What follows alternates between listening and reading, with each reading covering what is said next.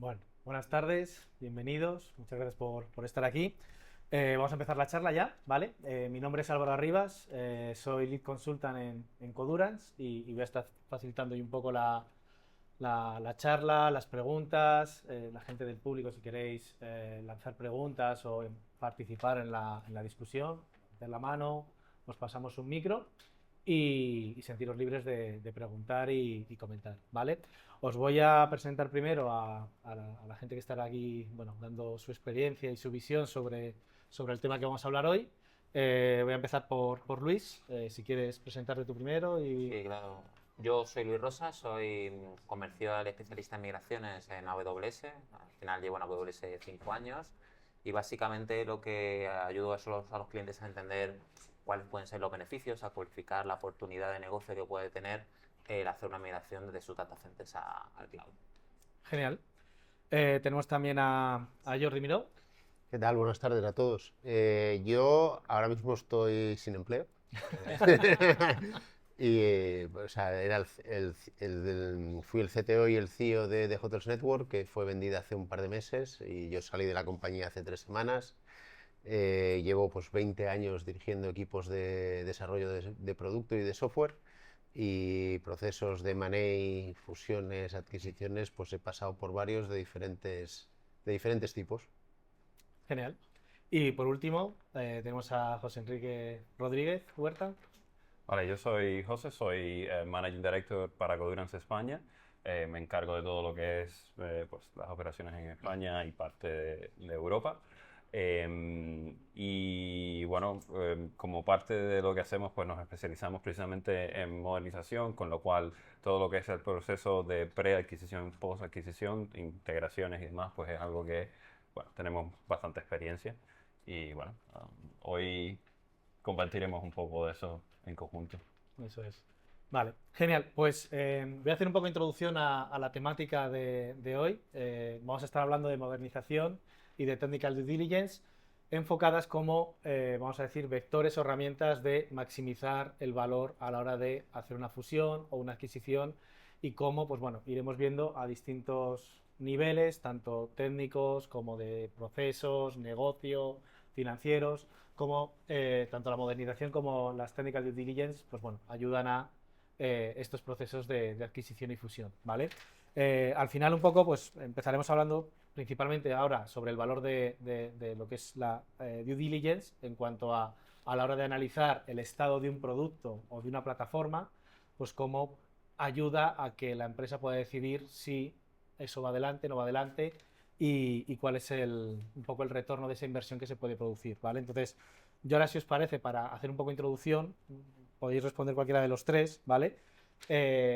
Para que la gente también os conozca un poquito más, no sé si qué experiencia habéis tenido en este tipo de procesos de compras donde se hizo la technical due diligence, donde no se hizo, un poco compartir con toda la gente pues eso, esas experiencias previas de este tipo de procesos.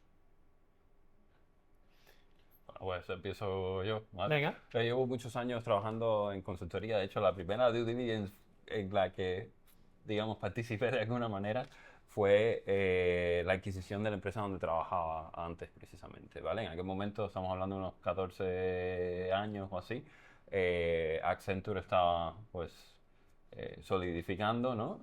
Y, bueno, éramos una consultora pequeña y tal, y como parte de ese proceso, pues bueno, nos vimos afectados, digamos, ¿no? En ese sentido. Fue para mí la primera experiencia, incluso o sea, no liderando, pero formando parte del proceso, ¿no? Que también te da un poco de empatía también, ¿no? Cuando estás en el otro lado, ¿no? Y estás liderando tú, pues entiendes un poco mejor qué es lo que está en la mente de la gente, ¿no? En algunos momentos. Eso diría que sería mi... A ver, yo he estado de los dos lados, ¿no? Comprando y siendo comprado. Eh, y mi experiencia en general, yo soy, digamos, yo estudié física, es cierto que no soy ingeniero y tal, pero siempre he trabajado en el área de desarrollo. Eh, y una de mis quejas históricas ha sido que hacemos una due diligence de negocio, fiscal, económica, normalmente cuando hablando de operaciones más o menos grandes, muy buenas.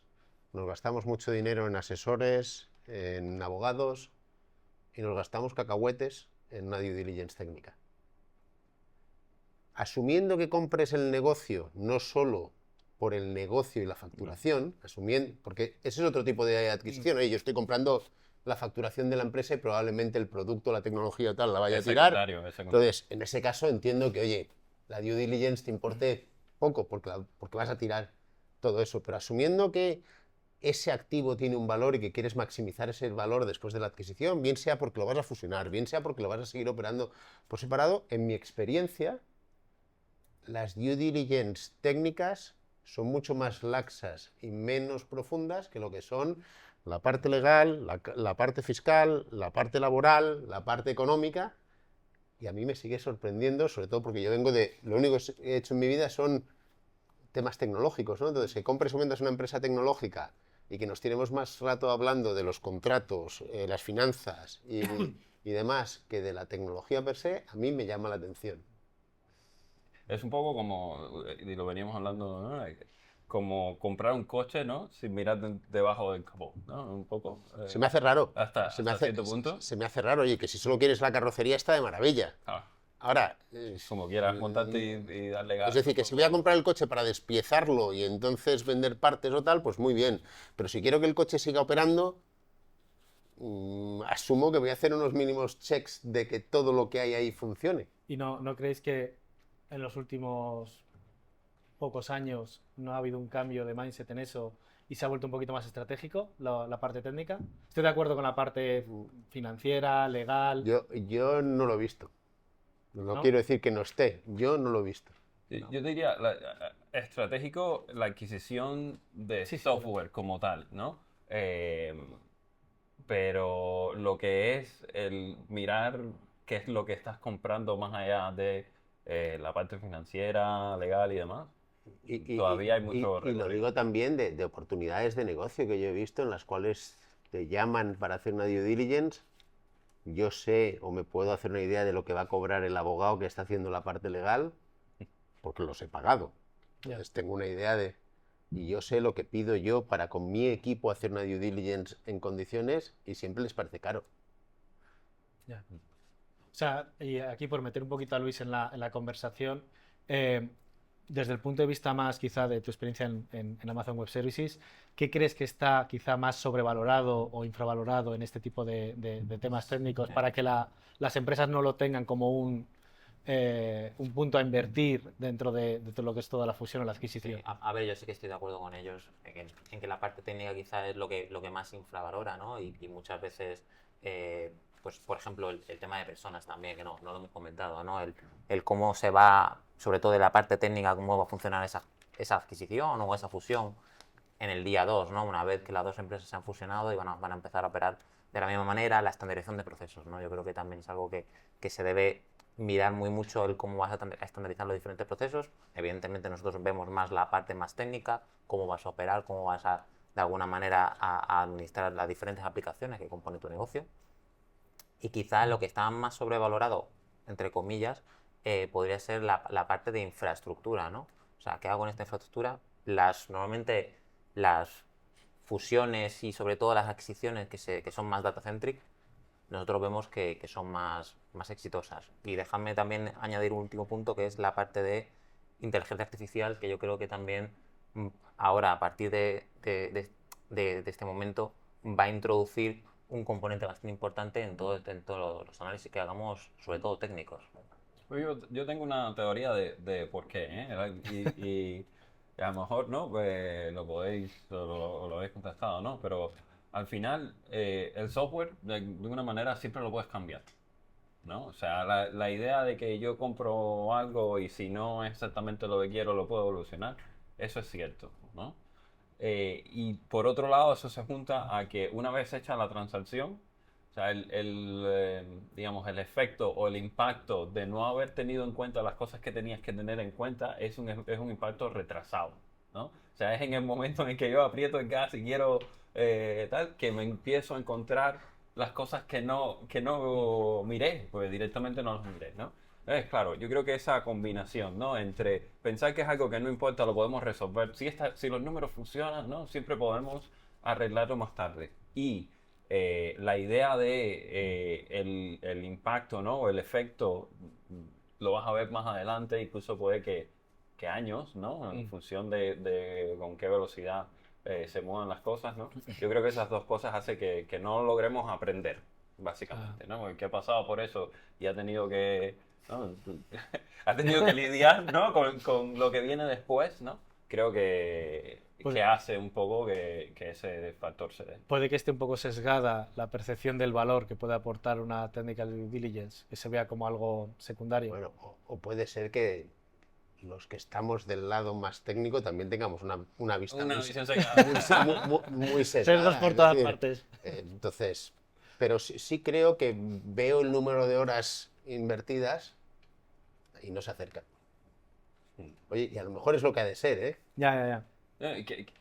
Pero también creo que a lo mejor si esa información la tienes antes, a lo mejor no te metes o lo aproximas de otra manera o lo negocias de otra manera, que yo creo que ahí hay un valor también, ¿no? Antes hablamos de si hacer una tech due diligence en profundidad, ¿no? Y lo que lleva, ¿no? Y tal, o hacerla light. Y al final, aunque, o sea, obviamente en proceso y demás son distintas, ¿no? Lo importante yo creo que es lo accionable de la información, o sea, la calidad de información que tienes y lo accionable que es en el momento en que la necesitas, ¿no? Ya sea durante la negociación, ya sea para planear tu integración, ya sea, ¿no? Lo que sea, pero al final, y esto lo comentábamos también, ¿no? Al final, yo al menos no he visto ninguna adquisición, digamos, que se haya parado por un tema técnico, ¿vale? Esto es, o sea, te puedes encontrar cosas. He visto bajar el precio. Exacto, ¿no? Te puedes encontrar cosas y entonces utilizas eso como leverage, ¿no? Como palanca para, bueno, negociar, ¿no? Pero no ha sido nunca esto no es lo que, ¿no? He visto, arréglame esto antes de que, ¿no? Sí. De que hagamos la transacción, he visto muchas cosas, ¿no? En ese sentido, pero nunca ha sido algo que pare ese proceso. Sin embargo, tener esa información te ayuda a negociar, te ayuda a planificar, te ayuda a, ¿no? Incluso entender la siguiente inversión, ¿no? que vas a tener que hacer. Pues a lo mejor compras algo pensando que ya funciona, ¿no? Y luego te encuentras la sorpresa. Aquí, en esta parte, que... Sí. Ah, sí, perdón, no te he visto, perdón. Espera, que traen un micro. Que te acercan un micro, sí. Dame un segundito. Perdón. Adelante. Simplemente hacer un comentario a lo que decíais, que para mí hay un factor clave que son los decision criteria, ¿no? Al final tú haces una valoración en base a una serie de criterios y muchas veces la valoración es múltiplo de EBITDA, ¿sabes? Entonces el múltiplo de EBITDA, pues igual no entra ahí mucho la tecnología, aunque sí que tienes proxy, ¿no? Porque al final tienes los costes y bueno, lo que decía Luis me parece, ¿no? Lo que tiene que invertir el siguiente que venga en arreglar lo que no está hecho. ¿no? Y eso pues es un modelo de CAPEX avoidance, ¿no? De algo que tienes que meter ahí tú detrás porque, no sé, es que hay que migrarlo a la nube porque lo tienes en un data center debajo de la mesa, ese tipo de cosas. Y luego otro factor que me parece muy relevante es que yo digo muchas veces que hay organizaciones que están secuestradas por los equipos de tecnología. Hombre. Entonces, claro, el tío que tiene la password de root es el que maneja el cotarro. Entonces, vas a poder hacer muchos planes de futuro de negocio y tal, pero el que tiene ya la base de datos de los clientes es el de tecnología. Entonces, conviene darle un poco de cariño, aunque solo sea con el tema empático, porque al final te puedes encontrar un problema, ¿sabes? Claro. Y nos hemos hablado del factor humano, ¿no? Sí, eso... que has tocado ahí, que es esencial. Es que los tecnólogos somos muy también. Al final en nuestro libro es la versión a la pérdida también, un poco. Ya que quiero ir un poco dentro de esos riesgos técnicos y demás, a los que quizás están un poquito más ocultos y que se suele pasar muy por encima, que son pues, bueno, los relacionados con temas de ciberseguridad, normativa, deuda técnica, es decir, cosas de, bueno, esto ya se hará y ese se hará queda ahí eternamente. Entonces, pues bueno, aquí, pues por ejemplo, por darle paso a Jordi, en tu experiencia, ¿cuáles crees que son los riesgos técnicos, aparte de que haya que modernizar o refactorizar partes?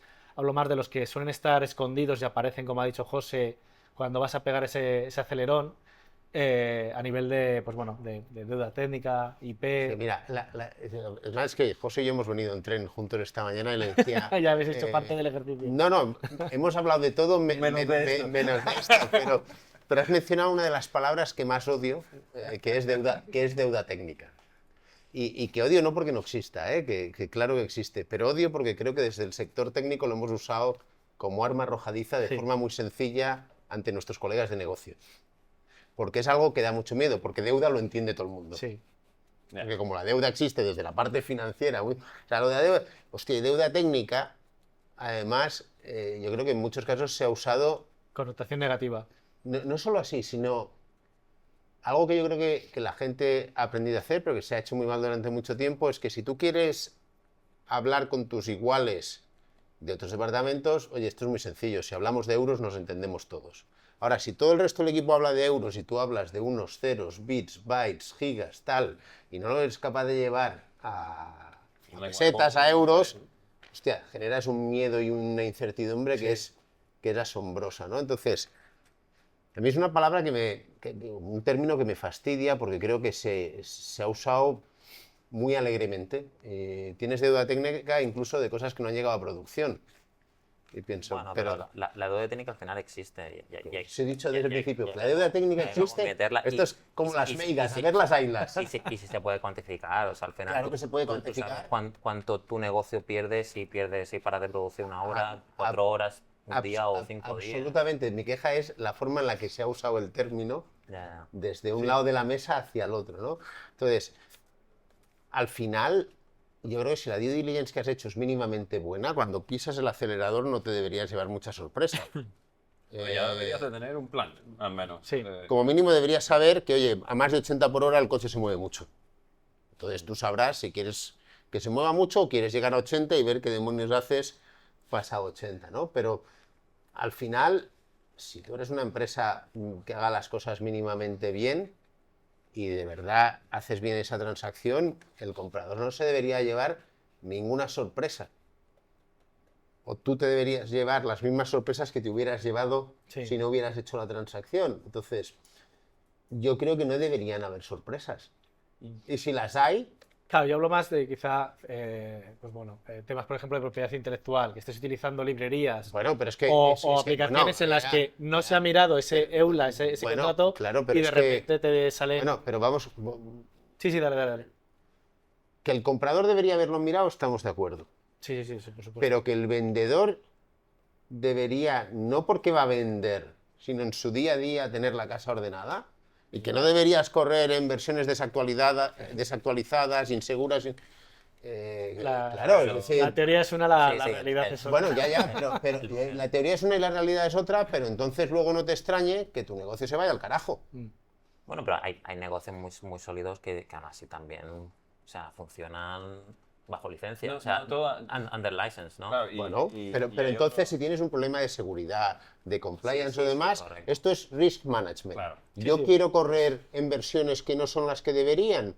Lo decías, todo es medible. ¿Cuál es el riesgo de correr en una versión que no tiene parches de seguridad, que no tiene mantenimiento? Eso tiene un coste. Si tú decides asegurar o no ese coste, es tu responsabilidad. Pero ya lo sabías. Yo ya sabía que estaba corriendo una versión, me lo voy a inventar, de XP. Mongo que no es segura. O lo que sea. No todas las deudas técnicas son iguales. No, claro, Sí. hombre. Vamos no. a ponerlo ahí. Desde deuda técnica, que sabes que estás incurriendo en ella y es una decisión estratégica. Es el porque famoso, además es un trade-off. el famoso cuadrante de Martin Fowler. ¿En cuál de los 4 cuadrantes quieres poner tu deuda? Claro, claro. Entonces, no es lo mismo, ¿no? O algo que sencillamente o no lo conoces o no lo... ¿no? Ahí es donde yo creo que sí que hay un problema. Se puede utilizar de forma estratégica. Claro. Se puede utilizar de forma estratégica. Entonces, yo creo que va más por ahí, ¿no? Por entender cuál es, ¿no? Entender, incluso como comentabas antes, ¿no? Ponerle un valor, ¿no? O ya sea... Se riesgo, puede etcétera, cuantificar perfectamente, incluso hay empresas que al final esa deuda técnica lo que les produce es una inseguridad, un riesgo a nivel de ciberseguridad y que al final hay una serie de coberturas del asegurador que no Claro. cubren eso. Si tú tienes una deuda técnica, tienes sistemas operativos desactualizados, tienes unas Claro. brechas de seguridad potenciales muy altas, pues al final esa parte de negocio no va a estar cubierta. Y lo que de alguna manera nosotros intentamos ayudar a nuestros clientes a que tengan esa información y puedan tomar unas decisiones acorde oye, tú sabes, este es tu problema, sabes cuál es el riesgo, puedes cuantificar cuál puede ser de alguna manera la pérdida que puede suponer a tu negocio, tú tomas la decisión de si quieres actualizar y modernizar o si quieres quedarte como estás. Y hay riesgos que son asumibles y otros que no son asumibles, ¿no? Y depende mucho del negocio, de la industria, ¿no? De todo. O sea, No, no es lo mismo muy variable.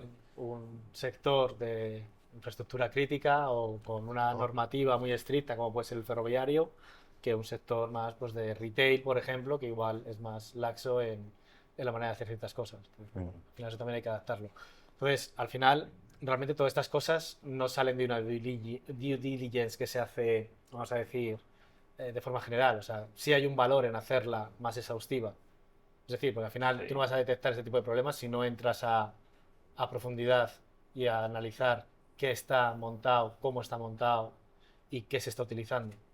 No, y ahí, al final, parte del trabajo que nosotros hacemos es identificar no solo riesgos y cosas de este tipo, sino también oportunidades de creación de valor, ¿vale?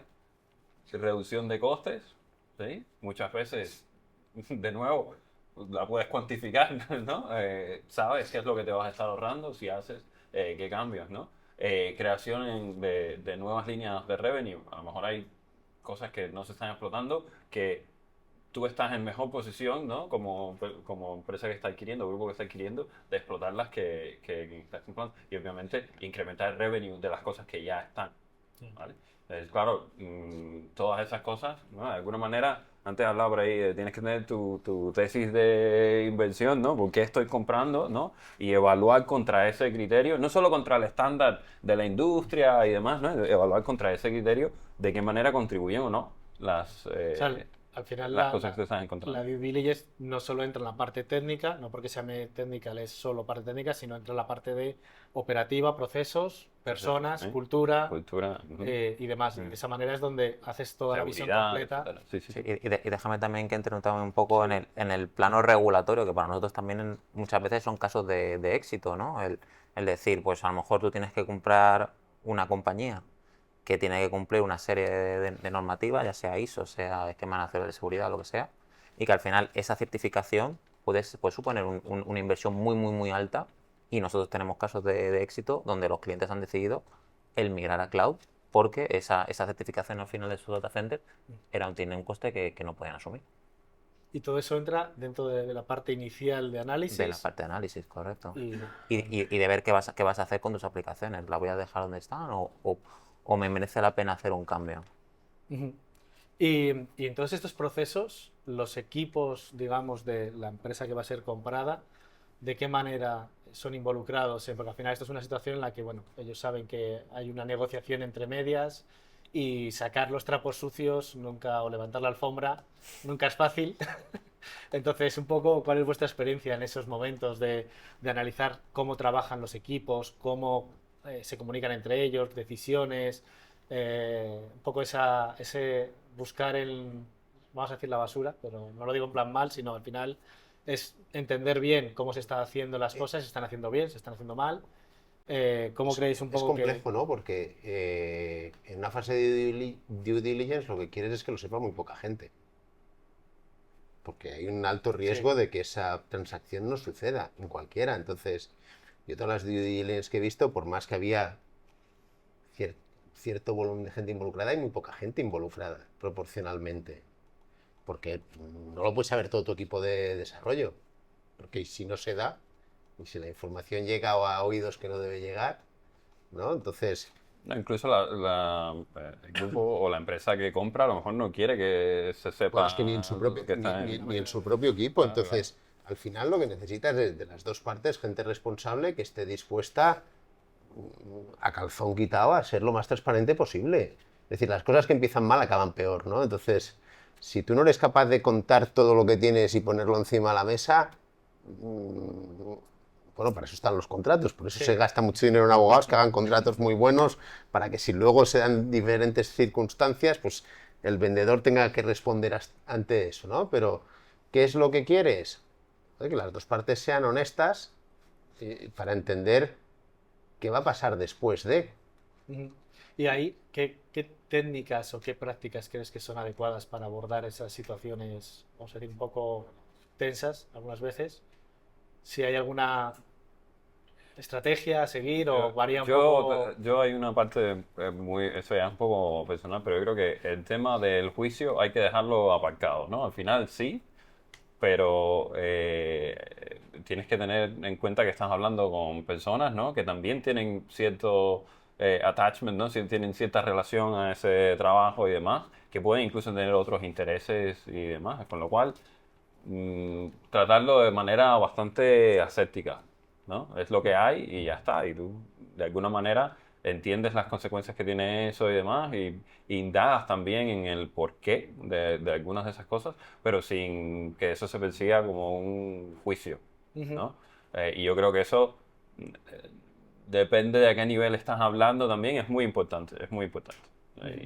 Y luego está lo que comentábamos antes ¿no? Se crea una expectativa y demás, ¿no? ¿Qué va a pasar? ¿No? Y esto es, y ¿sabes qué pasa? Que como la falta de información a veces es incluso peor, ¿no? Pues la gente se monta su propia película, ¿no? Entonces, todo lo que puedas hacer para no contribuir a crear ningún tipo de rumor, ¿no? Sí. Pues, o tal, pues eso es esencial. De hecho, en general lo ves muy claro en las empresas que tienen una cultura sólida y estable de adquisiciones, lo hacen muy bien porque tienen equipos que se dedican únicamente Solo a a eso. Mientras que cuando lo haces por primera, segunda vez, tercera vez, como cualquier cosa en la vida, cometes más errores, ¿no? Entonces, por más que tengas unos buenos asesores y demás, no es lo mismo la empresa que habitualmente compra que el que lo hace por primera vez. Y yo creo que decir una cosa muy importante es la incertidumbre. El ser humano la incertidumbre la lleva muy La mal, llevas Sí. fatal, sí. ¿no? Entonces, sobre todo para el que es comprado, es muy importante cuanto antes tener claro qué va a ser de mí. De mí y de mi producto, porque, joder, o mi servicio, o mi... Porque al final es verdad que para mí el trabajo, aquello de es personal, joder, que es personal, si paso más horas viendo a mis compañeros Sí. y demás que a mi mujer y a mis hijos, ¿no? Es verdad que no es mi vida, pero es parte importante.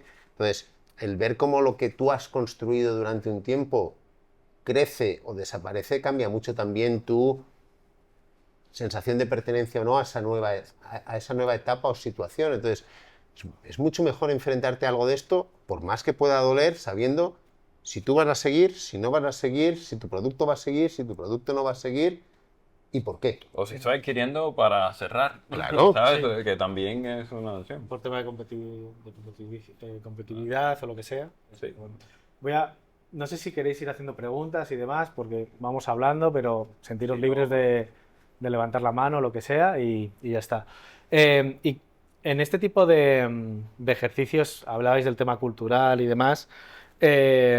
¿Cómo veis cuando, pues bueno, tenemos dos empresas, la cultura es, no voy a decir perpendicular, pero no está No alineada? están muy alineadas. Entonces, ¿cómo ves esas situaciones en las que tú estás haciendo ya el análisis y estás viendo que eso no va a cuadrar de ninguna manera o va a haber una fricción muy grande y eso cómo repercute en la valoración y en ese reporte final? Bueno, yo creo que o sea, depende de quién toma la decisión de si esa transacción va a pasar o no. Es decir, si tú... Esto es como un matrimonio. ¿Tú te casarías con alguien que ves claramente que no te vas a llevar bien? Conceptualmente no. Si decidieras tú solo. Pero en muchas ocasiones o no decides tú o no decides tú solo. Es decir, a ti te pueden obligar a vender o tú puedes creer que no es la mejor oportunidad, pero que es la menos mala de las oportunidades. Entonces, oiga usted, es lo que había, pero ya sé que Que me voy a encontrar eso y yo tengo un plan. que me voy a en caso chocar, de que- me voy a chocar de forma constante, Claro. porque lo veis claramente. Y luego hay otra cosa que a veces cuesta de digerir, que es que has sido comprado. Es decir, que es que ya no tomo las decisiones yo solo, Ya. ¿vale? Que a partir de ahora tengo un jefe. Ahí puede que entren guerras de egos y de... Bueno, de situaciones, yo hasta ahora en esta casa mandaba yo y ahora tengo que pedir permiso. O ya no puedo ni pedir permiso. Entonces, yo creo que las mejores transacciones son aquellas donde culturalmente hay una gran cercanía. Si no la hay, lo que acaba sucediendo es que la gente sale corriendo. Claro, Y el, esa era mi- activo, mi- y, el mi activo siguiente ma- pregunta. y el activo más grande que tú tienes compañía son las cabezas que hay dentro. Entonces, si a ti al día X te desaparece buena parte de esa materia gris que era el valor de la compañía, supongo que los accionistas han cobrado, pero el comprador, yo no sé qué gran parte del miedo del comprador, que es que Que el valor que el valor desaparezca, que el valor desaparezca. ¿cómo proteges tú el valor comprado? Y más allá del dinero, tiene que haber otras cosas. Claro, esa es Si la, tú esa- culturalmente, esa era la siguiente si pregunta. tú culturalmente no te sientes bien trabajando en esa nueva situación, sobre todo en un entorno como el tecnológico, donde la oferta supera la demanda, esa gente se te va a ir.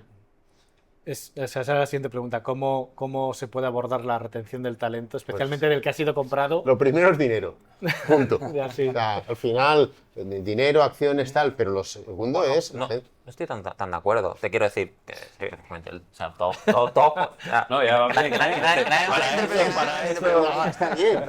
pero sí es verdad que todos trabajamos por un salario, eso está clarísimo, ¿no? Pero evidentemente las perspectivas de tu trabajo y qué vas a hacer pesa mucho, ¿no? Y a nosotros, por ejemplo, nos pasa mucho cuando vamos a diferentes compañías, donde ves que la media de edad del departamento IT son 40 y largos y es como, ostras, ¿cómo pretendes tú captar talento joven, no? Porque al final Oye, es esa... me acabas de llamar viejo. No, a los tres. No, pero tienes razón, o que llevan muchísimo sí, tiempo sí. en la empresa, Al 13 al años, final, 12 años. una de las partes importantes de la retención del talento es poner proyectos que apasionen, independientemente de si eres comprar o no eres comprar, si hay una fusión o no hay una fusión. Sí. Poner proyectos, y ahí sí que es cierto que, hombre, y no por barrer para casa, pues temas de evidentemente monetización, cloud, etcétera, es algo interesante y que la gente quiere. Alguien que tenga un mainframe y que le digas a un chaval recién salido de la universidad, oye, ponte a administrar un mainframe, realmente no es algo que le apetezca, que sea apetitoso. Sigo moviendo nuestro dinero. Sí, correcto. Pero que Pero, yo creo que estoy de acuerdo, factores externos que Estoy de también. acuerdo, pero si yo soy el comprador, ¿vale? Yo quiero pagar un seguro, un premium, por asegurarme que esas personas que son claves en la compañía que he comprado se queden. Y eso, más allá de que el proyecto sea chulo, igual que pago un seguro de Sí, vida, un seguro sí, de sí. salud y un seguro del coche, eso para mí es un seguro y el seguro se paga. Y hay un paso que es identificar quiénes son esas Claro, personas, porque la claro. gente que está participando en la dealing no necesariamente No siempre los son que, esos, es decir, los que quieren. pero necesitas que ese equipo te ayude a identificar cuál es ese talento clave dentro de esa organización Y que cómo tú retenerlo. deberías conseguir que no se vaya en ese periodo de tiempo que tú consideras crítico para lo que tú tengas en mente lograr suceda. lo que tenías en mente, correcto, sí, sí. Y de nuevo, aquí, por ejemplo, hay un montón de cosas que nosotros tenemos automatizadas en el sentido, pues mirando lo que es Codebase, etcétera, etcétera, puedes identificar Claro. quiénes son Sí, no, los que más contribuyen. los contributors, ¿no? Quiénes son la gente que conoce realmente el que sistema conoce. y tal, y entender incluso si alguna de esas personas se va, qué ¿Cuál es el daño? dimensión, ¿Cuál es qué el daño que te dimensión, hacen? ¿no? Tiene esa pérdida de conocimiento, ¿no? Del... Eso es. Pero yo creo que aquí volvemos a lo que decía el compañero de público. O sea, ahí el que te puede quizá tener más peso es el que tiene el password de root de la base de datos X, que es core para el Bueno, negocio. es que no debería tenerlo solo una persona. Ahí está Pero el problema. desafortunadamente sí que existe. Sí, sí, Es que que sigue pasando, pero entonces el problema lo tienes de base. Claro. Sí. Es decir, tus sistemas ya no estaban corriendo bien de Correcto, base. sí, sí. Mm, Y entonces deberías haberlo visto desde el inicio. Pero es una realidad. Sí, sí, sí. Eso estoy de acuerdo. Y al revés, es decir, hacer la adquisición y hay parte que te quieres quitar de encima cuanto Pero antes. eso es muy normal también. Es decir, cuando tú haces una adquisición, una fusión, las fusiones siempre son adquisiciones. Sí. Lo que pasa es que queda mucho más bonito decir fusión que La que fusionamos comprado. que sí. Rápidamente hay áreas de las compañías que tienes redundancias. Sí, eso es normal. Entonces, esas, Me refiero más, digamos, ya una vez que está hecha la adquisición y empiezas a ver que, pues bueno, hay ciertos equipos, personas, que empiezas a ver que el rendimiento que esperabas o el retorno que están generando no es el adecuado y cómo facilitas esa salida. Puedes hacerlo directamente, pero no sé si... Es que dependerá de en qué situación me encuentro yo como compañía para ver qué puedo hacer. No sé cómo voy a estar dentro de 2 años y si lo que voy a plantear es una salida por encima de lo que diga la ley porque no sé qué, o voy a coger y me voy a coger a la ley que es vigente en el país en el que esté y voy a actuar con esa ley en la mano. Ujú. Desde el momento que ese negocio es mío, O puedes coger una página de Elon Musk y los traes a toda la oficina todos los días y tú vas a ver cómo enseguida a lo mejor pierdes a quien más en el camino, pero... no sé, o sea, yo creo que no hay que no hay una receta para eso. Oye, cuando llegues al río veremos cómo lo cruzamos. Ya está.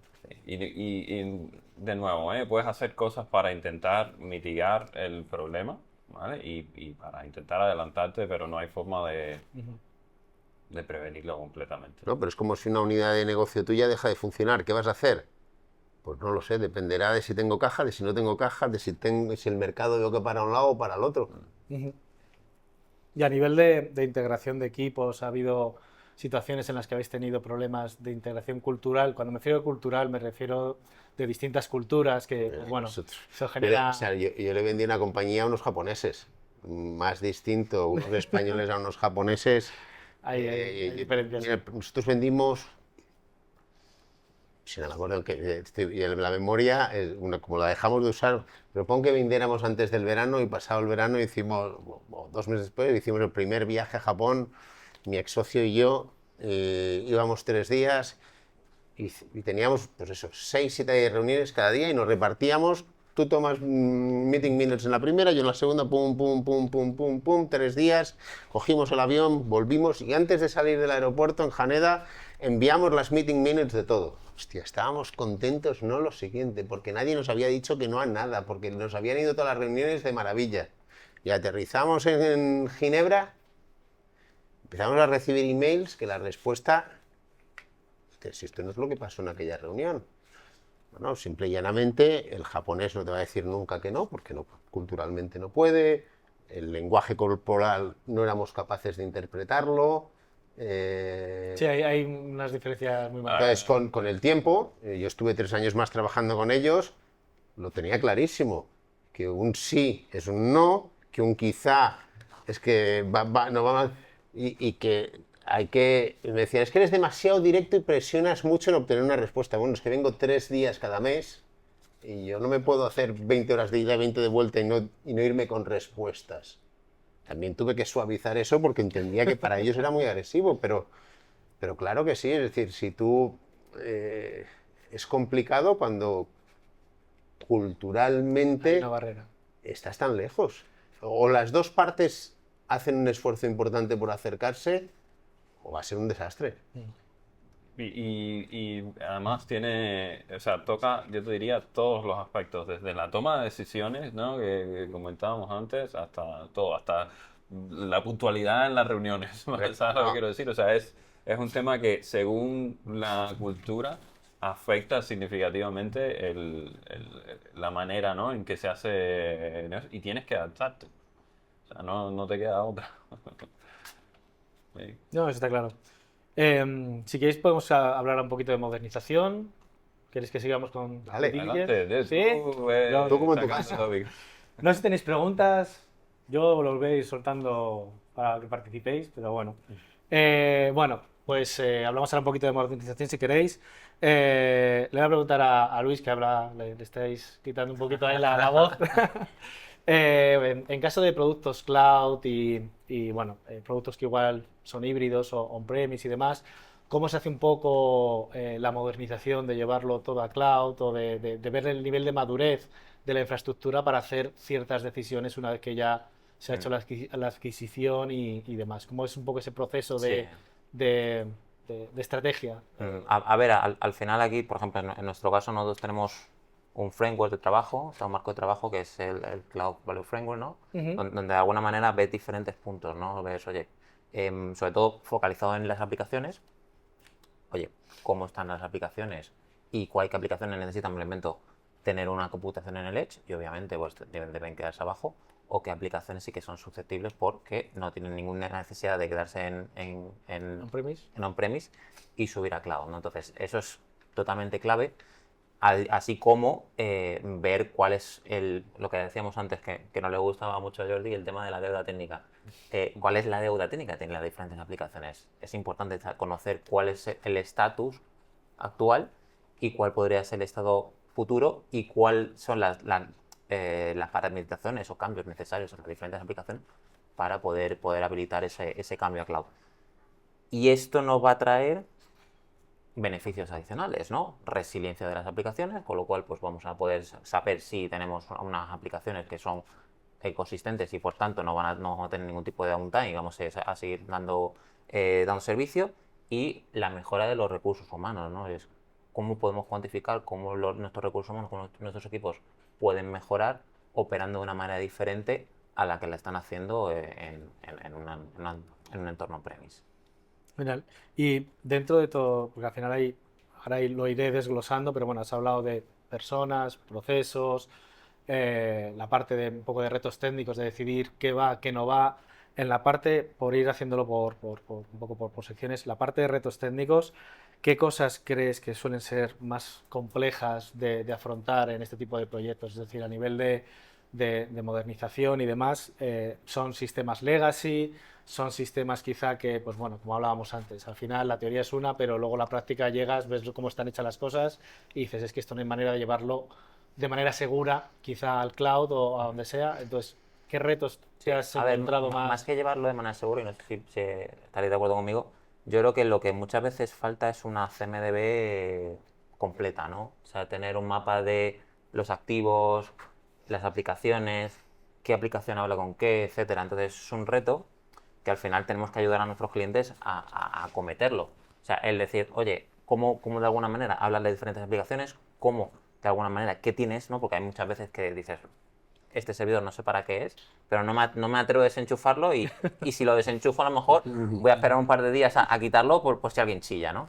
Entonces, el tener un mapa claro de todo lo que compone tu negocio en cuanto a infraestructura y aplicaciones, creo que es clave y es algo que evidentemente no solo nosotros, sino cualquier empresa colaboradora de una compañía necesita tener un es una carencia bastante habitual, ¿no? La parte documental. Bueno, justo iba, ¿no? Yo creo que documentamos muy mal, hacemos de vez en cuando esfuerzos muy grandes y picos muy grandes de generar documentación. Y luego valles enormes. Pero somos muy malos en ser constantes. Sí. Somos muy malos en, de forma constante, mantener esos cambios que vamos haciendo. ¿Crees que es más un tema de quizá cultural o de la manera de pensar de, bueno, me pides ahora que haga documentación, te voy a hacer la documentación perfecta tal a ese momento, como si fuese un snapshot, pero luego ya esto... Yo creo que es cultural y procedimental. Es decir, con cuán útil es esa documentación real. A ese momento. Si esta documentación la estoy haciendo para ti, para que tú la leas y... No, pues ya es... No, pero yo no la uso. Si es una documentación que no usas nunca, es difícil, ¿no? Pero aparte, es lo típico. Oye, es que definition of done. Esto no está hecho, o sea, no puedes definir que está hecho. Y eso me digo, yo no quiero la Biblia ni el Quijote escrito, pero hay una serie de cosas que nos voy a inventar. Hemos añadido un servidor nuevo, una base de datos y un no sé qué, que menos que... Y es cierto que tienes herramientas que te ayudan, ¿no? Porque claro, si tienes un buen sistema de monitoring, observabilidad y demás, de repente aparecen 3 servidores por ahí que no están bien tagueados, con lo cual no te los reconoce, no te los agrupa y tal. Y es cierto que hay herramientas que te ayudan, pero yo creo que es un problema de procedimiento, es decir, de procedimiento y utilidad. Si no sirve para nada más que para el compliance, a no ser que tengas un tío de compliance que entonces a él sí le sirve y sí lo necesita y te persigue para que lo tengas. Si no, como yo no lo uso nunca, tú tampoco, pues oye, me lo recuerdas 3 veces, mañana lo dejé de hacer, me doy cuenta que nadie me ha tocado la cresta, pues pasado tampoco y al otro tampoco, y dentro de 6 meses, cuando hay que pasar la siguiente auditoría, hay que pegarse una panzada enorme a ver la última foto que hicimos y cómo está de la última foto hasta hoy. Y Yo os creo la reí- automatización. Perdón. No, vale. No digo que yo creo que se carece mucho de automatismo, ¿no? Sí. Y creo que es clave. O sea, el tener muchos procesos automatizados que no necesites ostras, me acabo de acordar que tengo que hacer la documentación, ¿no? Porque la documentación está muy bien, pero todo lo que al final vayamos con procesos y con automatizaciones va a ser Mejor. mucho más sencillo de que esté todo actualizado, de que a nadie se le olvide hacer X, etcétera. Entonces creo que es clave el tema de la automatización. Y algo muy similar, o sea, si estamos hablando de documentación en términos generales, con los datos ocurre lo mismo. O sea, No, los sí. datos de infraestructura. Yo de gas, cuando o sea, decías, ¿qué es lo que me da ¿tienes más acceso miedo? a esto? ¿Qué es lo que...? A mí los datos. Y es algo que, de nuevo, hasta que no viene aquí y dice, bueno, pero ¿dónde está esto? Sí. Yo creo que también porque hay Nunca una- lo hemos- preguntaba el tema de la cultura porque yo creo que al menos a nosotros el tema cultural nos gusta más el ir a preguntar que el leernos el manual o el ir a buscar la fuente que tiene el conocimiento que pasar por un documento. O sea, y eso lo veo habitualmente. Entonces no sé si también opinas un poco eso, que al final la documentación se ve como algo innecesario porque no, si necesito saber esto ya le pregunto a él o te pregunta a ti. No, depende de cómo lo uses. Por ejemplo, los Architecture Decision Records, ¿no? La idea, por ejemplo, de utilizar la documentación como un mecanismo para que tú, de manera síncrona o lo que sea, puedas tener conversaciones acerca de qué decisiones vamos a tomar y que queden por escrito y demás. O sea, eso es útil, ¿no? O sea, estás utilizándolo como medio para mantener esas conversaciones y de alguna manera ya te queda, ¿no? Entonces no necesitas en el momento, ¿no? Como ya lo estás haciendo en el momento, pues te queda directamente, ¿no? Pero claro, necesitas cambiar la forma en la que enfocas para qué sirve la documentación, ¿no? Y con qué y cuánta documentación hacer también, ¿vale? Eso es.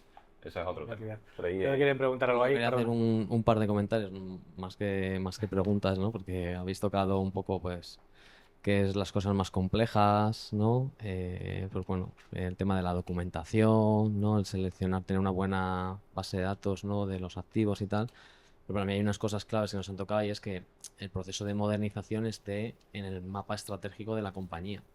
Porque si es una iniciativa que surge de un sitio que, bueno, es que han decidido los de tecnología o los de producto que hay que hacer esto y no tiene una sponsorización a nivel de comité ejecutivo, tengo malas noticias para vosotros. It's not gonna happen. No va a pasar. Estoy de acuerdo. Para mí hay otro punto, es que tecnología tiende a hablar mucho de tecnología, pero no de negocio, ¿no? Que es lo que decía Jordi antes, que todas estas decisiones que tú tienes que tomar, el tagueado y tal, te lo tienes que llevar al impacto que tiene en el negocio. Si no hablamos En de el euros, revenue. Sí. Claro, en el revenue, en los costes, en el coste de oportunidad, la duda técnica no deja de ser, eso es pasta, ¿no? Al final. Ujú. Y luego lo de la documentación, yo me descojono con el tema de la documentación son los padres. ¿Sabes? Eso no existe. ¿Por qué? Porque nadie se la lee y también tenemos que tener en cuenta con el tipo de personas con las que trabajamos. Yo estoy en la misma quinta que vosotros, en torno a los 40, y a lo mejor nosotros venimos de una cultura de leer libros, pero tú dile a una persona que tiene 20 años que se lee un libro. Es que te dicen que no lo leen, que es que si no está en YouTube no se lo van a ver. parece que nos hayan espiado esta mañana en el tren. Claro, entonces para mí la documentación está bien si la cultura de la organización es leer documentación, pero sobre todo yo lo que veo es qué consecuencias tiene el que no haya esas cosas, ¿no? Sí. Para la gente que las tiene que hacer. Es decir, tanto si no hay automatización como si no hay documentación y tal. Pero que si tú tienes consecuencias, la gente suele trabajar con lo que le funciona y hay mucho condicionamiento operante por ahí. Sí. O sea, Para- hay cosas que les han funcionado, se piensan que le van a funcionar siempre y lo que pasa es que el contexto de las empresas cambia. Cambia el contexto, pero yo creo que hay un tema, uno, en general no escribimos suficientemente bien, lo cual es un problema, pero dos, yo creo que es muy bueno el obligarse a documentar y a escribir porque te fuerza a pensar las cosas. Que claro, Vale. lo tienes que explicar y pues, dejarlo Porque por si escrito, no, cada vez que no- lo explico de una forma distinta porque no está claro y ordenado, ¿no? Entonces, siempre. Hay que exponer a la crítica. Entonces, No, y seleccionas, ¿no? Lo que, Perdón. y seleccionas lo que quieres, ¿no? Para que encaje con tu, Obviamente. con Y tu tú narrativa, mismo cuando lo acabas de escribir, si eres mínimamente profesional y lo relees y te das cuenta que lo que está escrito no es lo que está aquí. Claro. Sí, tú tienes tus propios sesgos, porque a lo mejor tienes un background de desarrollo del que software y sea. te centras mucho Sí. en las entidades, pero si tienes un background de bases de datos, tal, por eso en los equipos multifuncionales, ¿no? Y en esos procesos que vosotros decís, intentas llevarte en todos los Claro, procesos agile, ¿no? Llevarte el máximo número de personas, ¿no? Y bueno, si has trabajado con temas de producto, el Product Trio va de eso, ¿no? sí. Tú te llevas al Product Designer, al Product Manager y al de tecnología a que definan la estrategia desde el principio. Ya ven esos tres, no que sean waterfall de no. Los requerimientos del de negocio, que se los pase Sí. al del diseño, que el del diseño se los pasa a tecnología y luego de tecnología. Claro. Ya, tío, pero esto no lo podemos desplegar. Solo y tú sé. Entonces, claro, vuelta a la... Pues, cuanto más seas capaz de plasmar eso y exponerlo a la crítica a distintos puntos de vista, va a ser mejor. Pero claro, si es la cultura. ¿Sabes? Y antes has mencionado otro tema que tenía que ver con el sponsorship para Sí, poder va hacer a ir a la la... modernización y tal. Y yo creo que tocaste un punto clave, ¿no? Porque depende precisamente del contexto del negocio.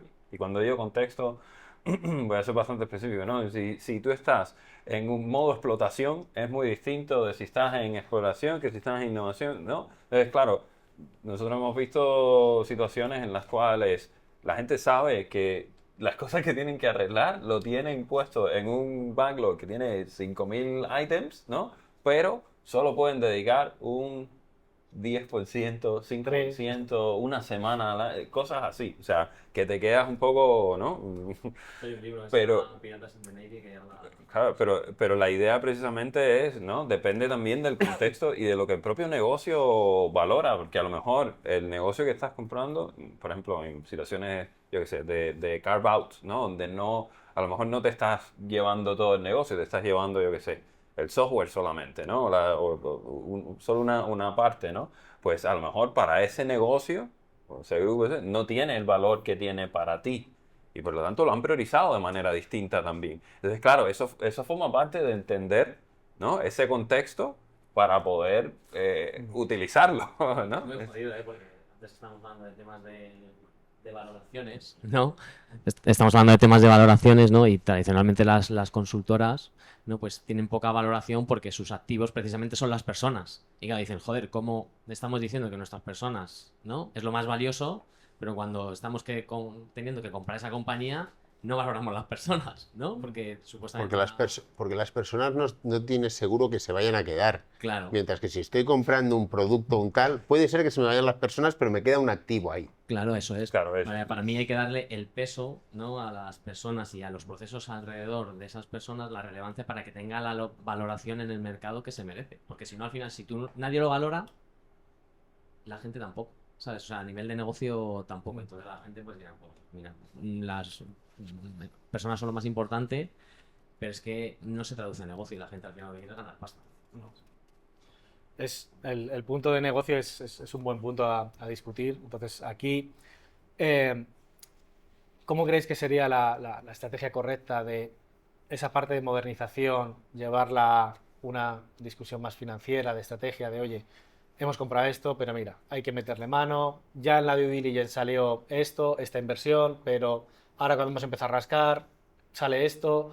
¿Cómo se lleva esa conversación con un executive level? Hay que cuantificarlo, hay que cuantificarlo. Antes tú hablabas ¿no? ¿Le puedes poner un número a la deuda? Sí, ¿vale? Todo. Le puedes poner un número a todo. Cuantifícalo, ¿vale? O sea, si es ahorro de costes, pues ahí tienes por dónde tirar, ¿no? Si es man hours que vas a tener que invertir en tal, pues ahí tienes otro número. Si es oportunidad desaprovechada, ¿no? O sea, el coste de oportunidad es una forma también de cuantificarlo, ¿no? Claro, Difícil de cuantificar, pero sí. es difícil, ¿no? Las cosas que son reducciones de coste, ¿no? O sea, para los costes somos bastante buenos, ¿no? Pero lo que es Poner dinero. potencial, ¿no? Ahí es donde está un poco más difícil la cosa, ¿no? Se trata de eso, ¿no? Y se trata también de entender cuál es la prioridad para el negocio a la hora de presentar eso, porque antes decía, no todas las deudas técnicas, oye, hay cosas que si funciona no lo toques. O sea, ya está. Esto funciona, perfecto, pues ya cuando llegue el momento de hacer el sunsetting de este sistema, pues ya lo tengo. Ahora está súper estable. Antes hablamos de Fortran y ¿no? Bueno, O sea, es un tema también de balancear qué es lo que realmente va a impactar versus lo que no. si entiendes asumiendo que has hecho una transacción de estas, tienes que entender qué espera el comprador también. Y ¿El qué es lo- comprador de la empresa Sí, o el sí. cliente final? No, de la empresa. Es decir, asumamos que yo te compraba a ti y tú empiezas a tener toda esa discusión de modernización. Lo primero que tienes que entender es cuál es el nuevo contexto en el que te estás moviendo. Un contexto en el cual a lo mejor resulta que como quien te ha comprado tiene músculo, puedes invertir de una forma que no invertías hasta ahora. Puedes incurrir en pérdidas a lo mejor que no incurrías hasta ahora, o viceversa. Al revés, te ha comprado alguien muy austero y muy tacaño y te toca apretar las tuercas desde el día uno, ¿no? Entonces, yo creo que entendiendo cuál es la estrategia y lo que se puede hacer, entonces tú tienes que ser un buen profesional y contar con el máximo sponsor que puedas tener para decir, ok, esta es la realidad que tengo, esta es la estrategia que usted quiere que sigamos, ¿cuál es la intersección? Yo soy muy pesado en esto, yo no concibo la tecnología per se. Yo creo que la tecnología está al servicio del negocio. Y que hemos de construir producto que maximice el negocio. Entonces, ¿cómo yo, desde mi vertiente tecnológica, te voy a presentar un plan a ti que se acorde al negocio y a la estrategia que quieres hacer? Porque a lo mejor te da igual que modernice no sé qué, si pagando más dinero y poniendo más máquina, Ese es el punto. soy capaz de hacer el negocio. Y mi problema... Pero no, si mi problema es otro y decir... todos los departamentos de compra hoy día tienen un objetivo de reducción de costes. No. Todos. No, Nosotros no vemos eso, ¿no? no. Que a vosotros os hemos dejado de pagar todos un dineral, es cierto.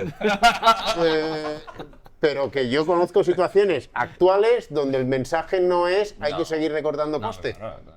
Y además, no es lo mismo, ¿no? Si lo que quieres es abrir mercado, demás, o sea, ahí tiene que haber una inversión y ya vienes ya pensando, Sí, vale, pero bueno, luego ahí optimizaré. ahí estás viendo una inversión porque quiero hacer un X negocio, ¿no? Pero que lo normal y un poco yendo al origen de la pregunta de, oye, el porqué de la modernización, yo creo que el porqué de la modernización, el punto número uno es ahorro de costes. Luego ya veremos oportunidades de negocio, también tu marca, etcétera, etcétera. Pero el punto número uno es ahorro de costes. Al menos es como lo vemos nosotros. No siempre. Que sí, que hemos pasado unos años donde todos hemos recortado hasta el 50% más a nuestros proveedores, sin duda. Pero yo lo que estoy viendo en muchos casos ahora son mensajes distintos, que es, hay que seguir teniendo mucha cautela con los costes, pero en según qué oportunidades estoy dispuesto a abrir el grifo de nuevo como hace años. Y ese abrir el grifo, entonces, si tú me dices a mí que te presente la mejor estrategia pudiendo abrir el grifo a tope, es muy distinta a si tengo que estar como los 2 últimos años viendo como a todos los proveedores le bajo un 30% el contrato. Pero eso solo soy capaz de plantearlo si desde un punto de vista estratégico de compañía entiendo las reglas del juego. Sí, claro. Seguimos jugando al fútbol, pero ahora vamos a atacar o vamos a defender. Sí. Y aquí, o sea, ¿creéis que la modernización y los procesos de la modernización pueden ayudar a identificar esas líneas de negocio o tiene que ser algo que primero hace la empresa y luego se plantea la modernización? Durante todo el ¿Es un proceso, proceso conjunto? post adquisición, yo creo que un problema que hay muchas veces en este proceso es precisamente que se pierde información del pre en el post, ¿no? Y por eso hay como un gap, ¿no? Que tienes que como que empezar de cero completamente. Y parte de la idea es, si tú entiendes por qué estás comprando, ¿no? Y entiendes cuáles son las reglas de juego y tal, ya cuando vas mirando esas oportunidades. Deberías. ¿Vale? Entonces, bueno, deberías, pero bueno, ya vas mirando esas oportunidades, entonces estás en mucha mejor posición, digamos, ¿no? Para planear cómo lo vas a explotar mucho antes también, ¿no? El tema, por ejemplo, de las integraciones, ¿no? Cuando compras ya deberías tener un plan Sí. de cómo lo vas a hacer y de qué es lo que te vas a encontrar y no que te lo encuentres después. Y pasa mucho. Yo veo más la modernización como un habilitador, más que como la oportunidad de negocio en sí, que evidentemente cada negocio es muy diverso y evidentemente cada compañía pues tiene sus diferentes líneas de negocio que incluso en un primer momento no te podrías ni imaginar que podrían sacarlo. Voy a poner un ejemplo muy sencillo, las motos que vemos en la calle de Acciona. O sea, quien hubiese pensado que Acciona o Repsol o quien sea, ¿no? Hubiese sacado unos coches eléctricos que fuesen a circular por la calle. Y al final eso está basado en una habilitación que ha dado la modernización a esas compañías para poder sacar ese tipo de servicios, ¿no? Entonces yo lo veo más como un habilitador más que como un decisor para ir a un tipo de negocio u otro. Tienen ahí una pregunta. Sí, yo tenía una duda. Sobre todo está centrado en la parte de modernización y migración a cloud. Nosotros trabajamos sobre todo en software B2B y ahí siempre, pues, oye, casi todas las compañías que hacen servicios de software B2B, sus accionistas o ellos mismos están muy centrados en la parte de negocio recurrente, suscripción Sí, y en la claro. parte de cloud. Cuando es cloud, full SaaS, full cloud, siempre se suele ver con mejores ojos que pues más software legacy on-prem, ¿no? Aquí hay un punto y es, yo creo que son dos problemas que nos solemos encontrar. Uno es que ciertas funcionalidades o no es tan fácil de migrar por hacer la solución full cloud o es más costoso.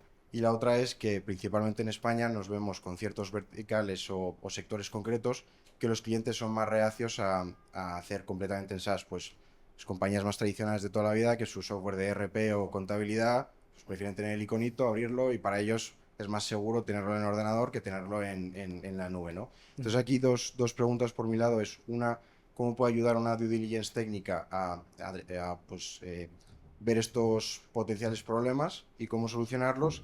Y la otra es cómo se puede pues incentivar, no forzar, sino incentivar a este tipo de clientes a migrar a una solución que sea completamente cloud y SaaS.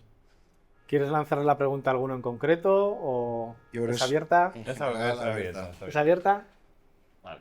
Ok. El otro día hablábamos de esto precisamente, ¿vale? Porque hablábamos de un competidor de un cliente, ¿vale?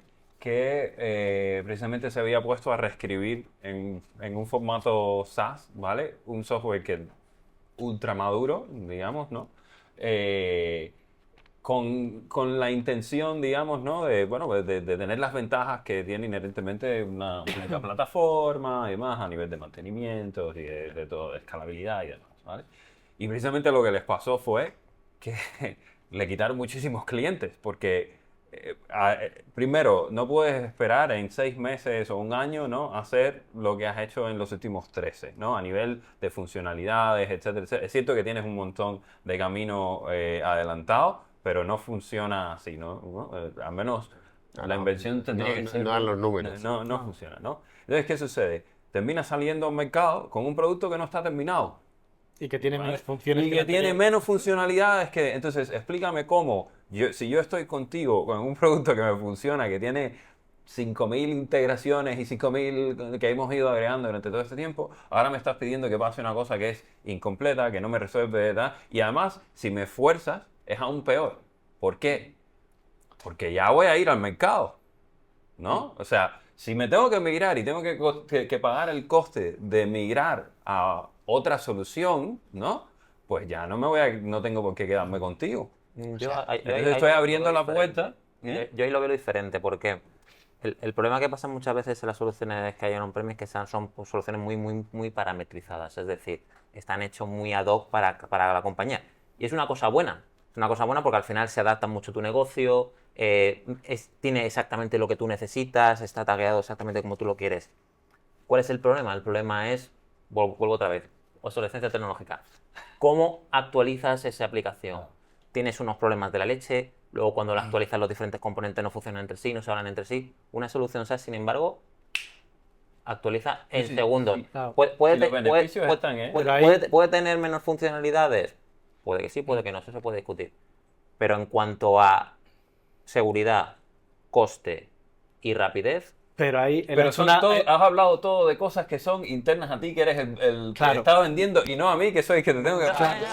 Ese es el... él ha hecho un punto que tiene que ver con yo como usuario tengo la aplicación en escritorio, tú ahora me estás pidiendo que me vaya a una aplicación web, que a un error que me dé ya me va a frustrar. ¿Por qué? Porque yo tengo mi aplicación, hacer un cambio siempre puede llevar... Entonces, en el caso suyo está hablando más de un tipo de usuario que es, vamos a decir, más clásico. Esa es la segunda parte Entonces, de la pregunta. claro, ¿eh? ahí tienes la parte de, bueno, que tú sea más seguro o sea más eficiente tenerlo en cloud, a mí como usuario final puede que me dé igual. Entonces, ahí cómo es esa gestión o que luego tienes... de cliente, cómo puedes hacerle ese cambio de mindset. A mí me suena mucho tu pregunta. O sea, yo vengo de operar en el sector hoteles los últimos 6, 7 años.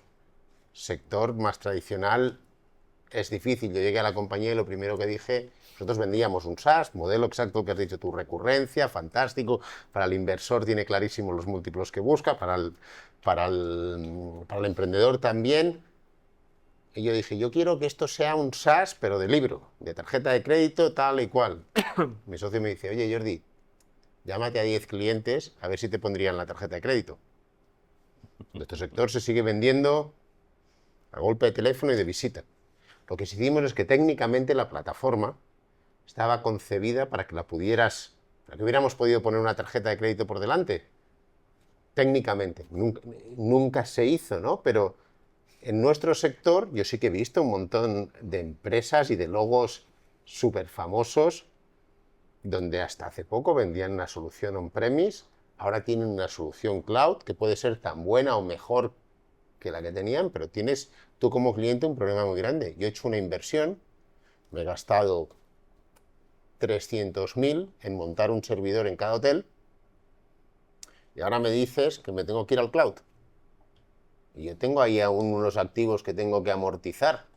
O me vas a comprar esos servidores y me vas a devolver todo ese esfuerzo que yo he hecho. Entonces, no es trivial, para nada. Es decir, que intentar en una due diligence explicarle las bondades, asumiendo que tengas ya los dos productos hechos, asumiendo que tengas los dos productos hechos, entran en consideración muchas otras cosas, como son cuánto me queda de la inversión por amortizar, porque como me queden 5 años de contrato por amortizar, ya me puedes contar, tu director financiero va a decir que vamos a seguir operando. Eso es, si me permites, un buen punto que también vemos, si es que pues el negocio full SaaS de hoy en día es más estándar y básicamente vendes lo mismo a todo el mundo. Sin embargo, el legacy software de un ERP muy vertical de un sector concreto, ha habido muchas personalizaciones que se han pagado aparte y es exactamente lo que dices de, oye, yo me he gastado X miles de euros o X millones Sí, sí. y ahora me estás diciendo que me pagues esto por mes y lo cambie completamente todo, ¿no? Entonces hay un sunk cost ahí de las compañías que están más reacios a cambiar por este motivo también. Sí. Y luego hay otros costes, aparte de eso, ¿no? Como lo es el retraining de todo el personal, la migración de todos los datos, etcétera, etcétera, en lo que voy a tener que invertir. A ¿no? mí- O sea, en lo que voy a tener que volver a invertir. A mí, ¿no? que es que Entonces, antes lo habéis dicho, a mí mover datos me preocupa una barbaridad. No conozco ninguna migración de datos que vaya bien a la primera.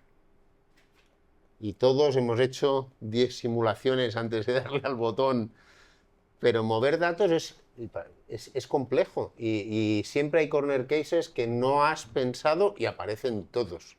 Todos, te los vas a encontrar todos. y más en cosas como esas que tienen montones de personalizaciones y demás, ¿vale? Donde muchas veces, antes hablamos de documentación, la documentación es el propio El código. código, ¿vale? No hay Y en muchos casos hay código que no has tocado en mucho tiempo porque funciona y el que lo escribió ya ni existe. Y de hecho, muchas veces el propio usuario se acostumbra a trabajar como funciona la aplicación, Pues porque no hay nadie que sepa tocar eso o que... Tú has aprendido que el sistema no funcionaba suficientemente bien, engañas al sistema haciendo Ese cosas haciendo otras cosas. Haciéndolo de que otra manera, que conceptualmente no están así, entonces, ¿cómo trasladas eso a una solución?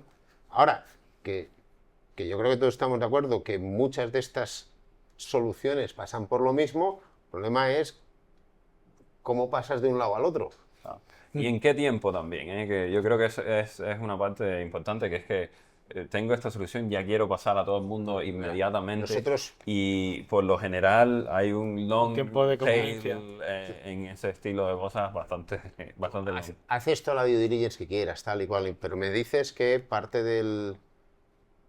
que el año que viene vamos a seguir tener que ir creciendo a un X%. Y mi respuesta es, vale, pero entonces no me toques nada de lo que hay. Yo tengo que seguir operando con esto, que es con lo único que te puedo garantizar que voy a seguir creciendo así.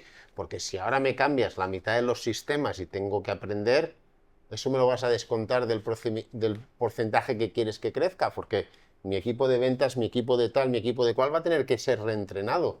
Entonces,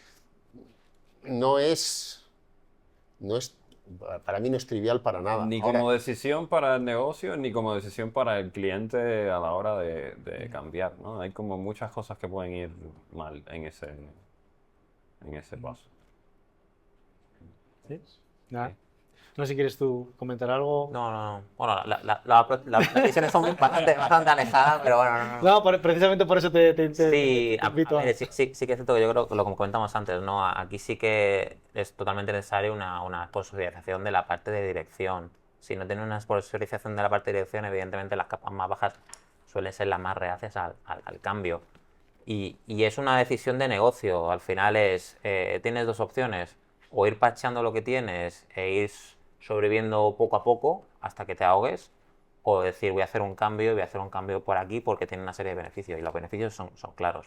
Entonces ya es un poco una decisión de si me merece la pena o no me merece la pena, que evidentemente, y pues, es verdad, ninguna migración es sencilla, todas las migraciones son entre comillas dolorosas, y también hay un coste de reentrenamiento de las personas, etcétera, que hay que asumir.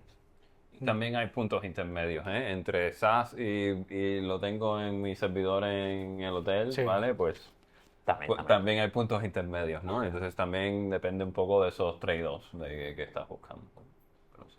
¿Y creéis que hay alguna manera en este caso en concreto que han preguntado, de ayudar a los clientes a hacer esa transición pues bueno, esas limitaciones que se autoimponen al final de yo quiero tenerlo aquí porque me siento más seguro si está en un servidor que está dentro de mi infraestructura, de mis oficinas, el cómo cambiar ese mindset a pues bueno, clientes que son un poquito más, no sé cómo decir, ásperos en ese aspecto de a la hora de hacerles cambiar la manera de ver la tecnología? Yo creo que tienes un montón de gente evangelizando al respecto, ¿no? Entonces, tienes buenos partners en los que apoyarte. Y al final es una cuestión de que si el cliente no quiere, por más que se lo expliques y por más que se lo hagas ver, no quiere. Es verdad que la gente puede cambiar, pero si está cerrado en banda, da igual que venga Ya. con él o con los presidentes de sus compañías. No va a querer. Y creo que el preguntar... Ahora hay mucha el por qué, literatura y documentación que poner enfrente de gente que decía que no, que accedió al sí y las bondades que tiene. Pero si no quieres ver, No vas a ver. Sí, a ver, yo creo que sí, o sea, las referencias clave. es un buen punto y ver un poco qué está haciendo tu competencia, ¿no?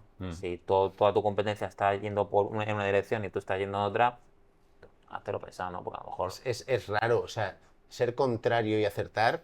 Es- Si aciertas, aciertas. Sí, sí, te llevas... Si aciertes, es home run y ganas. Sí, ganaste la partida, ¿no? ganaste la partida. Pero es difícil. No, y antes comentaba que también el entender el por qué, ¿no? Pues has hecho como un, bueno, no, es que está muy centrado que lo quiere, pero ¿por qué?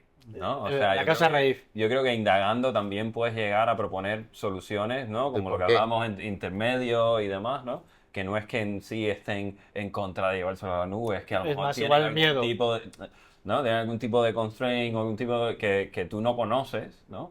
Y creo que va un poco por ahí, ¿no? Una vez que entiendes bien de dónde viene eso, pues sí, a lo mejor no puedes hacer nada, ¿vale? Y ya está, pero a lo mejor sí, Sí, estoy de acuerdo. ¿vale? Ya, a nivel de un poco de, vamos a decir, de tendencia, de futuro, sobre... Aquí ya meto las dos cosas, tanto la modernización como la due diligence. ¿Veis que va a haber, en el lado de la due diligence, empecemos por ahí, va a haber algún cambio? ¿Va a seguir siendo algo secundario? ¿Veis que hoy en día que cada vez todos los productos, sistemas son más tecnológicos? No hemos hablado mucho de la IA, pero ya es como si no tiene IA no lo compro. ¿Cómo veis un poco a nivel de tendencia, de futuro, las due diligence y la evolución de la tecnología? Hombre, las due diligence tecnológicas con la IA van a ser más rápidas y mucho más precisas, eso es 100% seguro. Ya a nivel más de negocio ya no... Yo estoy parcialmente de acuerdo. Creo que dentro de todo el proceso en general, lo que es el M&A en general,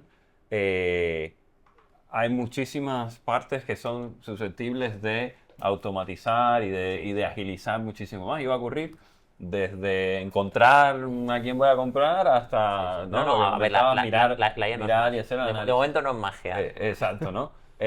Sin embargo, creo que hay un componente, de nuevo, humano, estratégico, Estratégico. etcétera, que no te lo va a dar una IA por muy bien prompteada que esté y demás, ¿vale? Entonces, ese aspecto creo que no desaparecerá, al menos en el futuro relativamente cercano, ¿vale? Entonces, en ese sentido, lo veo. Y hablando de ella, creo que el tema modernización es algo que, si acaso, se convertirá en algo muchísimo más relevante ahora que todo el mundo está utilizando Copilot para generar código, ¿no? Y está usando, ¿no? Cursor y cosas de este estilo, porque la idea que hay detrás de esas herramientas, que antes comentaba con alguien, sí, son un multiplicador, pero son un multiplicador de lo que tú le pongas adentro, ¿no? Si tú contratas a un junior y le das esas herramientas, será súper productivo, pero lo que te va a estar haciendo no es un software en el cual vas a construir los 20 siguientes años, ¿no? O los 10 o lo que sea, ¿no? Y creo que será muchísimo más relevante en relativamente corto tiempo, ¿vale? O sea, en ese sentido creo que estaremos arreglando bastantes cosas. Va a seguir habiendo O sea, vamos a estar- esto es como ¿vale? Hola, buenas, ¿qué tal? Encantados. Yo quería haceros una pregunta, sobre todo a la parte de cómo puede ayudar simplemente estas due diligence técnicas, como estamos diciendo, con la inteligencia artificial van a mejorar, van a ser más útiles, más eficientes y demás. ¿Qué otro tipo de KPIs al final, lo más importante, lo que nosotros invertimos son las personas que están desarrollando esa tecnología, que están desarrollando ese producto? ¿Qué KPIs o qué formas tenemos, sobre todo dentro de esa due diligence técnica, de mejorar esa identificación de esas personas que al final son las más relevantes a la hora de desarrollar ese producto? Y luego, ¿qué otras maneras, aparte de obviamente dinero, incentivos de esto, podemos hacer para simplemente integrar al final diferentes empresas con diferentes orígenes de esta tecnología y de producto dentro del mismo ecosistema? Mira, yo si tuviera que, y hablando siempre de la parte más de los equipos de desarrollo, infraestructura y demás, hay toda una serie de métricas que cualquier empresa que funcione bien debería tener, que hay diferentes frameworks, desde Dora a cualquier otra, donde tú rápidamente ves qué métricas tiene ese equipo, y además algo que a mí me gusta mucho, que a mí me gusta poder comparar las cosas. Supongo como en la carrera, tú ibas al laboratorio y había que demostrar que las leyes, o hacer hipótesis y ver que eras capaz de demostrar las cosas, ¿no? Entonces, si yo soy capaz de tener unas métricas y soy capaz de compararlas con el mercado, sé cómo de bien o de mal hace ese equipo las cosas. Entonces, si yo tuviera que hacer una due diligence en ciertos aspectos, yo hay una serie de KPIs que pediría, porque yo sé que esos KPIs, y pediría esos KPIs y con qué los mides, con qué herramienta, ¿vale? Porque yo sé entonces que esos KPIs puedo irme a una serie de tablas, o tablas, índices, y decir, el estándar de industria para una empresa como esta es tal, y puedo ver cómo de desviado estás, ¿no?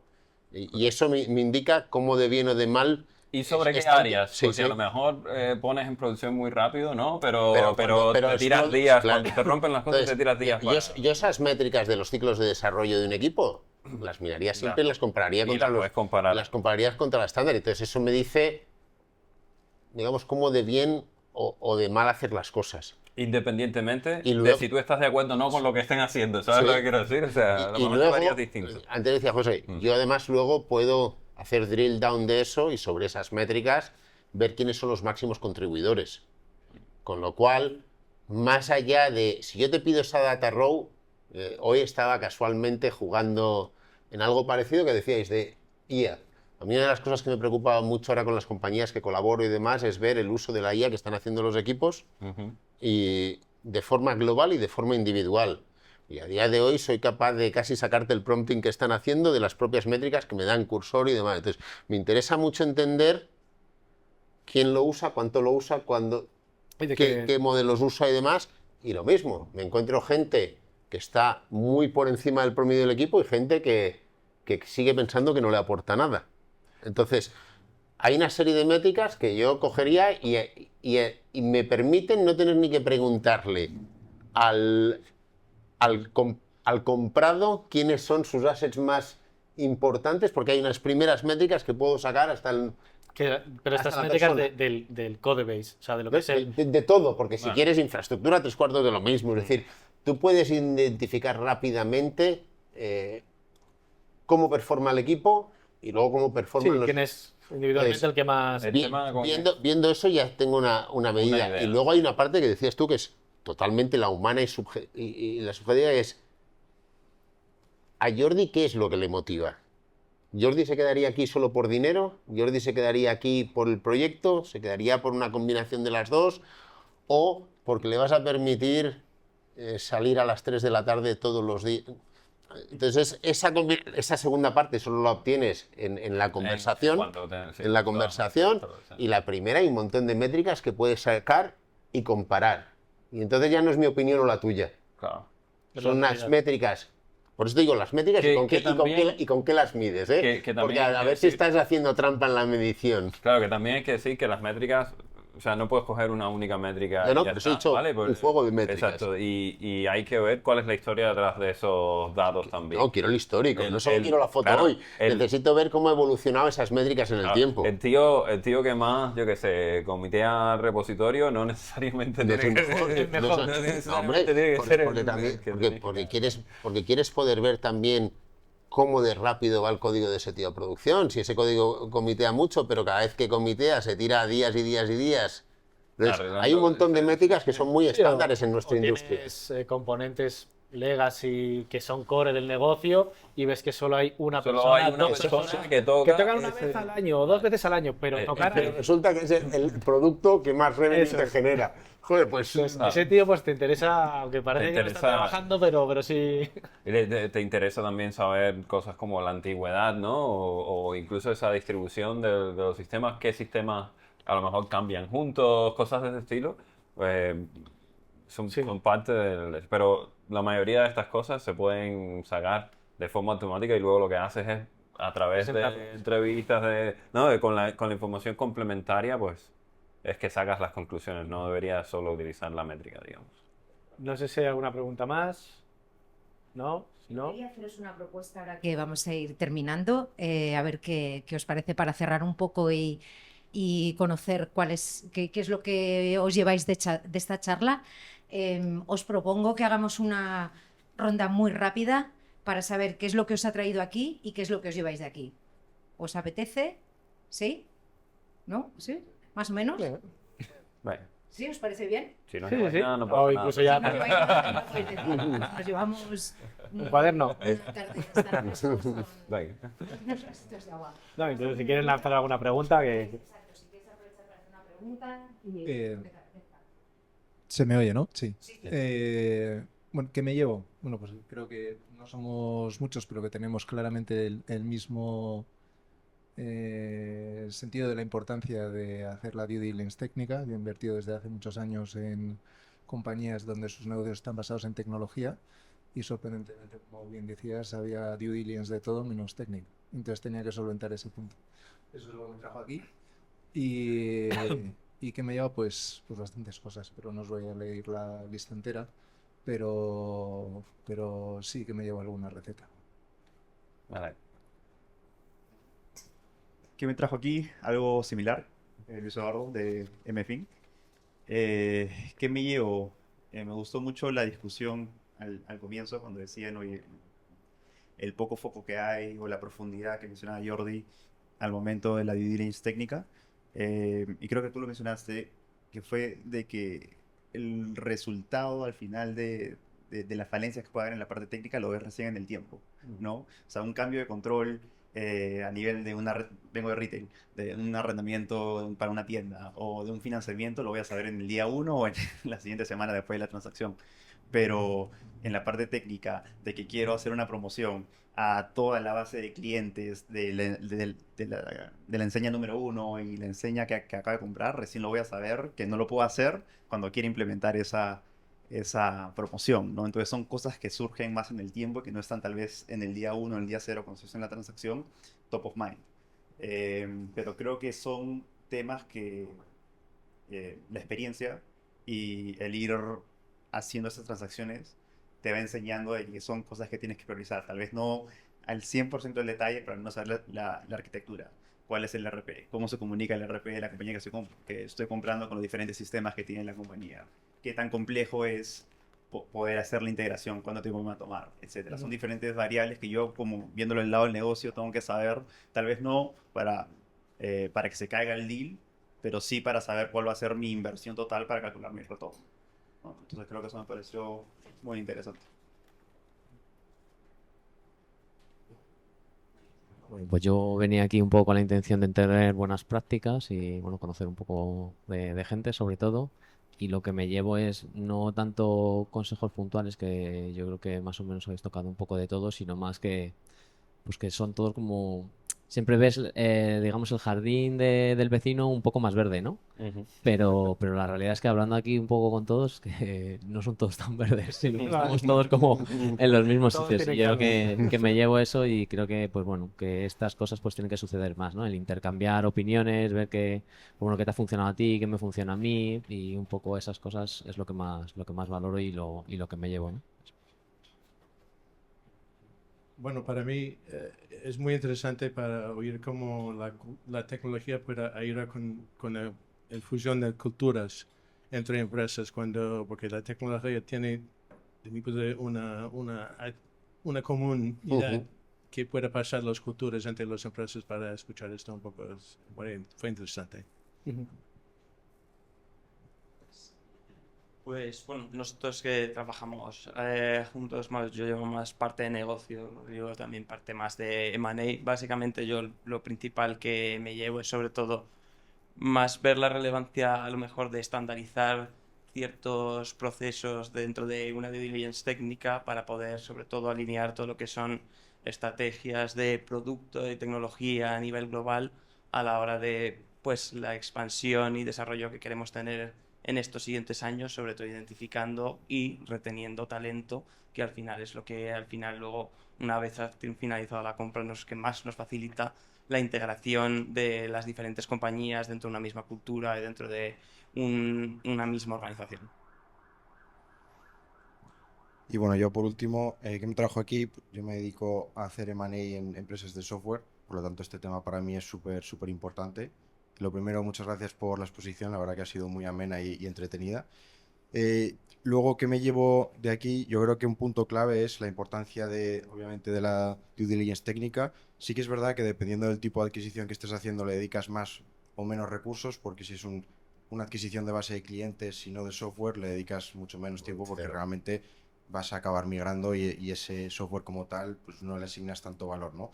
Y luego lo segundo que me llevo también es, nosotros hacemos mucho en la due diligence técnica, muchas veces in-house, tenemos un equipo que se dedica a ver eso en detalle, pero también contar con un externo o un asesor concreto para ver ciertos temas, sobre todo de qué se puede mejorar, cuál puede ser el impacto y monetizarlo, como habéis dicho vosotros.